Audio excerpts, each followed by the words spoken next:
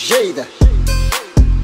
Әндір миллион ескон істеп жейді. Ас үйлерде даже любой жерде де. Ас үйді жасалатын оңай тамақ бар ғой. Иесі менен оның дәмі деген бал ғой. 5-10 минутта дайын болады дейді зор ғой. Бізге керегі де сол ғой. Лапша кемелменен лапша жейсің бұны лапша көрмейсің бұл лапша деп жеп отқан кезде өмір құлайын жазып келеді да.